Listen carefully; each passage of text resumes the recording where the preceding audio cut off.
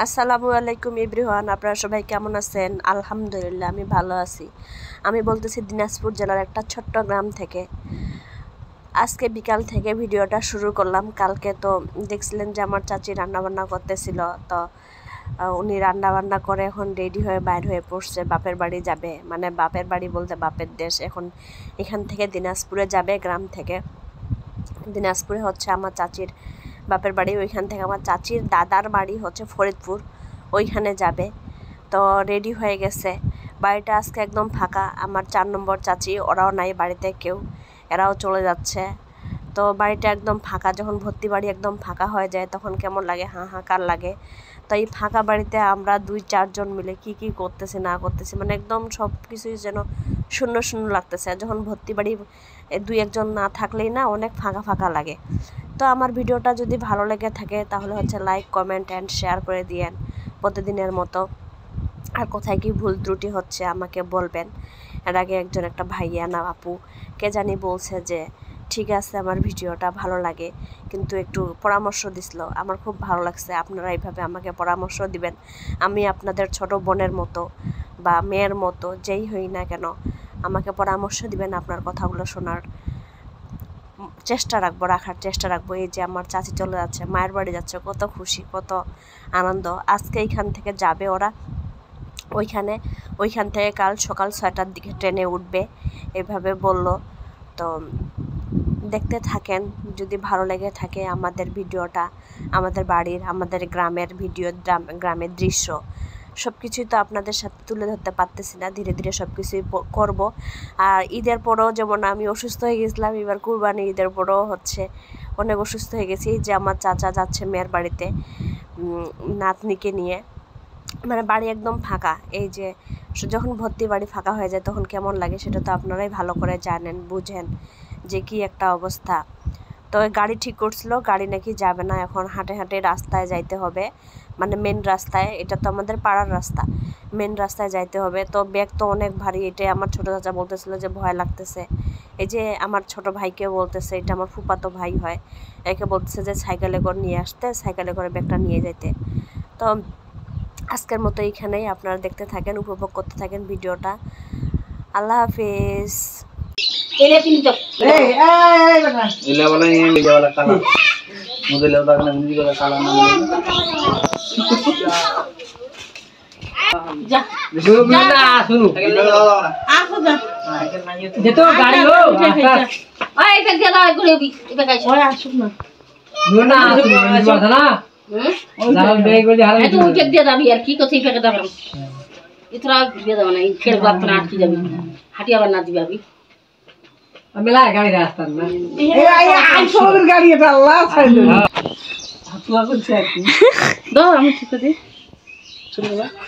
এই ব্যাগ দেখে ভয় লাগাছে, এই ব্যাগ ধরে বেড়াবেন করে।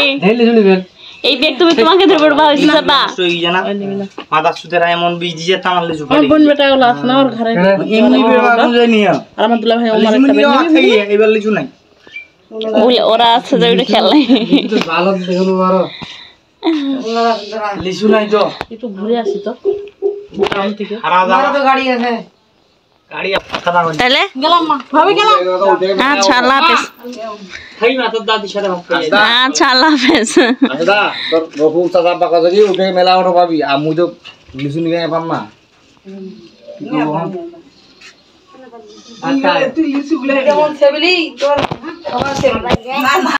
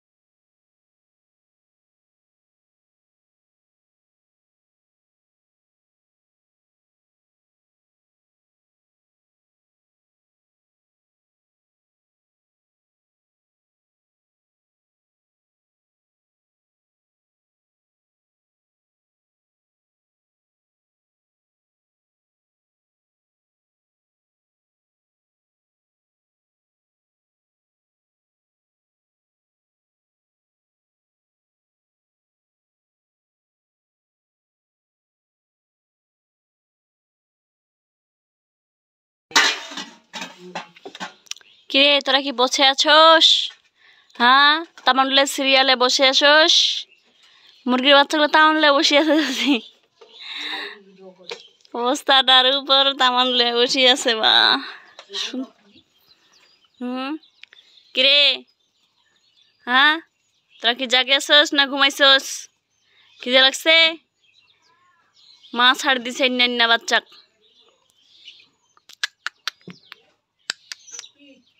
ইন্না বাচ্চা ছাড়িছে। কি করে পাইছিল না? কি কইস? কি করে পাইছিল? হিজাব তুই পিন্ধি গেছিল? থুয়ে পেলাইছি। কি হয়েছে দাদু? বাবুলের বাইক পাঁচটা খাওয়া আছে গোঙাই দিয়েছি তোমার লাগালে ওর বাইক খুঁজি আমার কোরআন খুলে আছে বাবুল বাবুল সরকার আগুন বলবা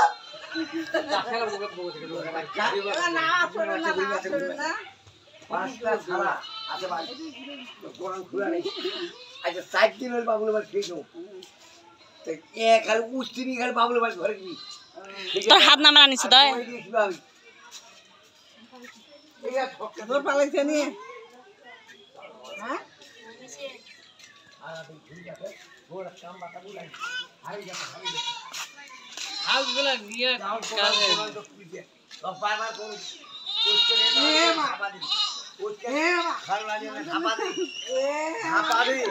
পেটটা ফির লাগাই দিয়েছে ইচ্ছা করিব।